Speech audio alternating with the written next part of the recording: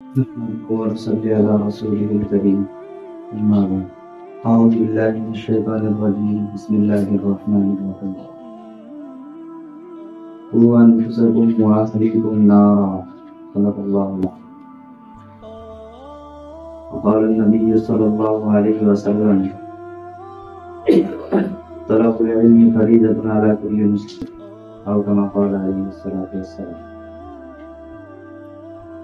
সমস্ত প্রশংসা সেই মহান রব্বুল আলামিনের জন্য যিনি আমাদেরকে জুমার নামাজের আযানের পর মসজিদে আসার তৌফিক দিয়েছেন।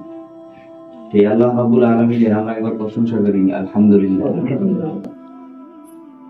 আরবের দুলাল মাহবুবে রব্বে কায়নাত মুহাম্মদ মুস্তাফা সাল্লাল্লাহু আলাইহি ওয়াসাল্লাম যিনাকে সৃষ্টি না করলে কুল কায়নাতকে সৃষ্টি করতেন না, সেই নবীর উপর আমরা একবার দরুদ পড়ি সাল্লাল্লাহু আলাইহি ওয়াসাল্লাম।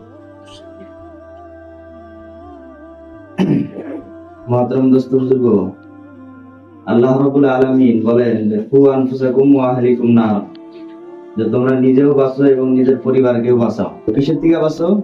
আহলিকুম নারা, জাহান্নামের আগুন থেকে বাঁচো।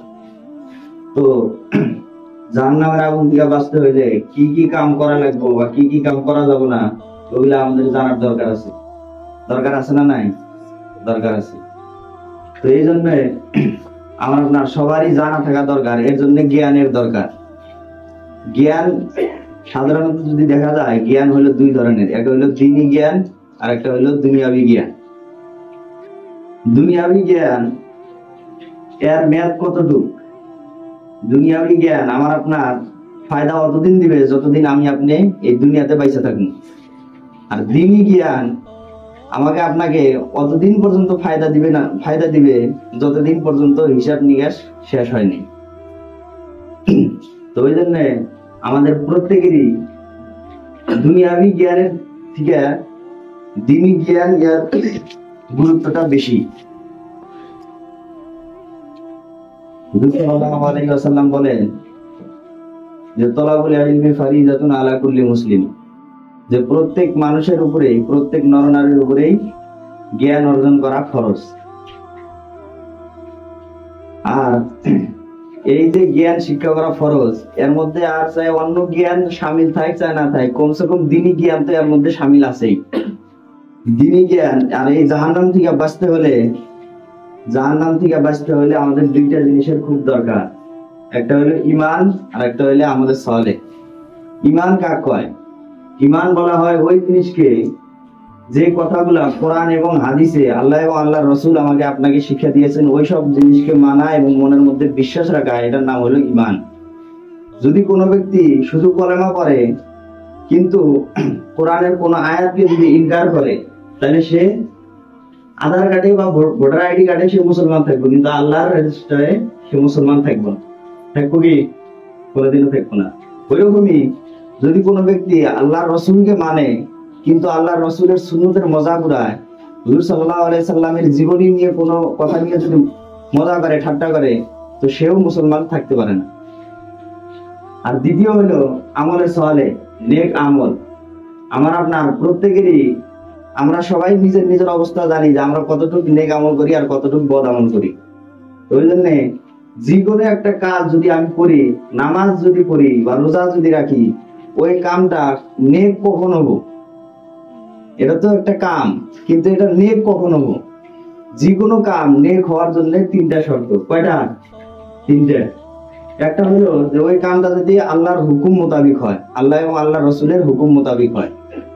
আর দ্বিতীয়, ওই কামটা যেরকম ভাবে হুজুর সাল্লাল্লাহু আলাইহি সাল্লাম শিখাই গেছেন, হুজুর সাল্লাল্লাহু আলাইহি সাল্লাম যেরকম ভাবে দেখাই গেছেন, সাহাবা রাদিয়াল্লাহু আনহুম যেরকম ভাবে কইরা দেখাইছেন, ঠিক ওই রকমই ভাবে জানি হয়।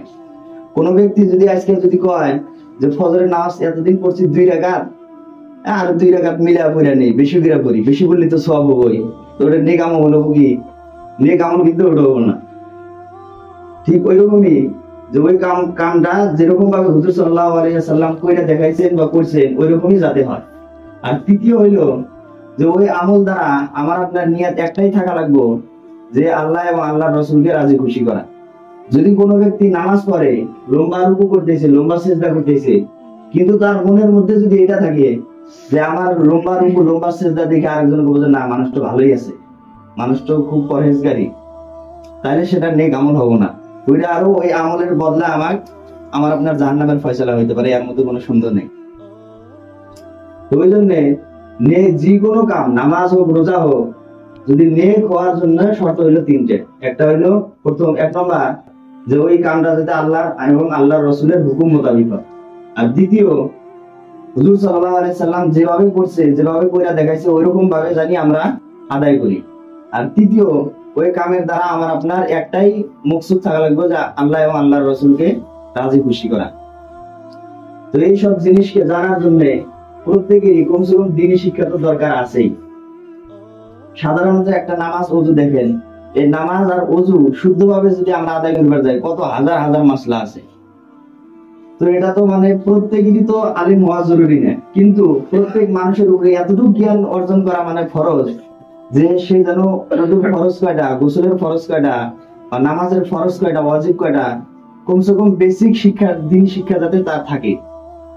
কোরআন, নামাজ শুদ্ধ হয়ে গেলে কয়টা সূরা দরকার, কমসে কম কোরআন দেখে দেখে যাতে নাজরা করতে পারে, এতটুকু শিক্ষা আমার আপনার সবারই জন্য ফরজ। ওই জন্য আল্লাহ রাব্বুল আলামিন বলেন যে কু আনফুসাকুম ওয়া আহলিকুম নারা, তোমরা নিজেও বাঁচো, নিজের পরিবারকেও বাঁচাও।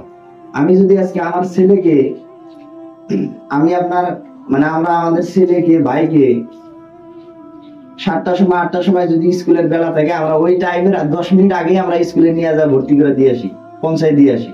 কিন্তু কোন একটা মানুষ শতকরা হয়তো 10 জন মানুষ কয় যে তুই বেটা তুই আজকে মুক্তবে যা, তুই তো যাই না, ওটা তো দূরের কথা, যে বাড়ির জন্ম তাকিদ দেওয়া যে তুমি মুক্তবে ভালো করে যাও, রেগুলার যাও, মুক্তবের পড়াটা পর, এরকম খুব কম। বরঞ্চ কারগুজারিতে পাওয়া যায় যে বাড়িতে কয় যে এইটা পড়া তুই পরে করবি, আগে স্কুলের পড়া পর। কত বড় বদকিসমতির কথা। আজকে আমরা দুনিয়াবী শিক্ষার মধ্যে যতটুকু গুরুত্ব দিছি, তার এক ভাগও আমরা হয়তো দ্বীনি শিক্ষার মধ্যে দেইনি।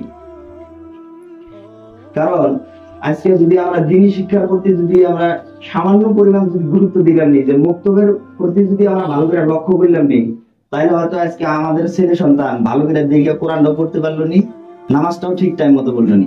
কত মানে চেহারা আমরা দেখা যায় আয়সা নামাজ পড়ে ঠিকই, কিন্তু নামাজ মানে দেখাতে যে নামাজ শুদ্ধ করছে না, আমার ভিতরে যে কি পড়তেছে না পড়তেছে ওটা তো আল্লাহ পাক ভালো জানে, আরো জানে। জাহিরি দেখা গেছে ও একজন একদিন দেখলাম কেউ করে নিয়াত বাঁধিয়ে দিয়েছে, ডাইনাত নিচে বাবা তুলি, নিয়াত বান্দাটাই সে জানে না, তাহলে সে সূরা বা তাশাহুদ, সানা এগুলা যে কতটুকু জানে আল্লাহ পাক ভালো জানে। হুজুর সাল্লাল্লাহু আলাইহি সাল্লাম বলেন যে তলাবুল ইলমি ফারিজাতুন আলা কুল্লি মুসলিম, যতটুকু জ্ঞান অর্জন করার প্রতি ইসলাম যতটুকু গুরুত্ব দিচ্ছে, অন্য কোন ধর্মই জ্ঞান শিক্ষার প্রতি অতটুকু গুরুত্ব দেয় নাই।